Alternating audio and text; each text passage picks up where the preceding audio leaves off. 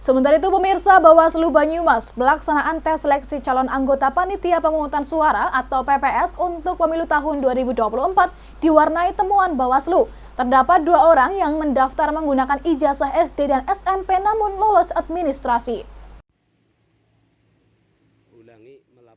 Bawaslu Banyumas pelaksanaan tes seleksi calon anggota panitia pemungutan suara untuk pemilu 2024 diwarnai temuan Bawaslu. Terdapat 2 orang yang mendaftar menggunakan ijazah SD dan SMP namun lolos administrasi.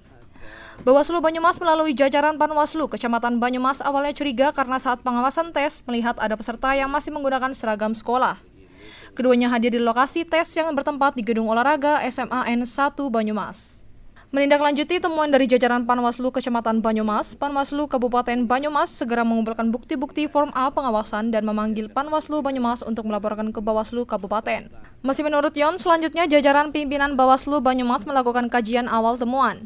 Pasalnya di dalam petunjuk dan pedoman seleksi calon anggota Badan Ad Hoc PPS, persyaratan menyebutkan ijazah terakhir SLTA dan berusia minimal 17 tahun.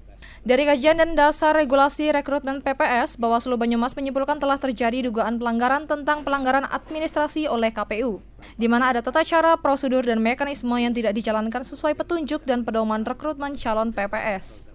Bawaslu Banyumas kemudian mengirimkan surat resmi saran dan perbaikan kepada KPU Kabupaten Banyumas karena kewenangan rekrutmen calon PPS sesuai Undang-Undang Nomor 7 Tahun 2017 ada di KPU tingkat kabupaten kota. Inti dari isi sarper Bawaslu ke KPU adalah meminta agar KPU melakukan proses klarifikasi terhadap 2 orang pendaftar calon PPS di Kecamatan Banyumas yang diduga kuat tidak lengkap syarat administrasinya, namun diloloskan dan ikut tes seleksi tertulis. KPU kemudian menindaklanjuti sarper Bawaslu dan melakukan proses klarifikasi kepada 2 orang peserta ujian tertulis calon PPS Pemilu 2024 yang dilaksanakan di Gedung Olahraga SMA N1 Banyumas. Bahwa 2 orang tersebut akhirnya dinyatakan TMS secara syarat pendidikan, dikarenakan masih sekolah di SMA sehingga belum mempunyai ijazah. Mereka beralasan mendaftar PPS karena melihat ada kesempatan secara usia. Masing-masing Muhammad Haris Fikri Imtiaz, usia 18 tahun sekolah di SMA N1 Banyumas dan mendaftar memakai ijazah SMP. Kemudian Ahmad Muhtarul Anam, usia 17 tahun sekolah di MA Mahtoniyah Islamiyah Kebarongan mendaftar memakai ijazah SD. Setelah diklarifikasi KPU Kabupaten Banyumas atas sarper Bawaslu, selanjutnya kedua peserta calon PPS itu menandatangani BA klarifikasi atas dasar saran perbaikan Bawaslu Kabupaten Banyumas. Mereka dinyatakan tidak bisa meneruskan pada tahapan selanjutnya, yakni wawancara dalam seleksi PPS dan mereka menerima dengan baik. Selanjutnya mereka diberi motivasi dapat mengikuti saat pembentukan KPPS Pemilu 2024 selama sudah mempunyai ijazah sesuai dengan ketentuan persyaratan yang berlaku.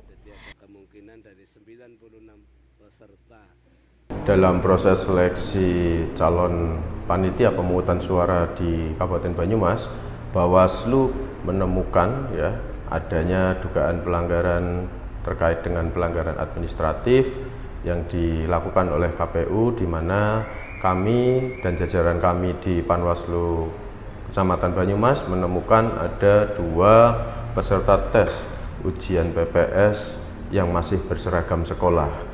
Kemudian dari hasil temuan di lapangan itu kami tindak lanjuti dengan proses investigasi dan berdasarkan di regulasi pedoman dan petunjuk rekrutmen PPS bahwa persyaratan calon anggota PPS itu berpendidikan minimal SLTA dan berusia 17 tahun. Dengan fakta di atas tentu saja kami melakukan fungsi-fungsi pencegahan karena kami menduga ada kesalahan prosedur, tata cara, dan mekanisme. Karena yang bersangkutan masih berusia 17 tahun, betul, kemudian tetapi ijazah yang dilampirkan adalah ijazah SD dan SMP untuk mendaftar PPS. Namun pada selanjutnya fakta di lapangan yang bersangkutan diperkenankan ikut ujian tertulis seleksi PPS yang digelar di titik SMA Negeri Banyumas, tanggal 10 Januari 2023. Dari Banyumas, Marnoto, Banyumas TV melaporkan.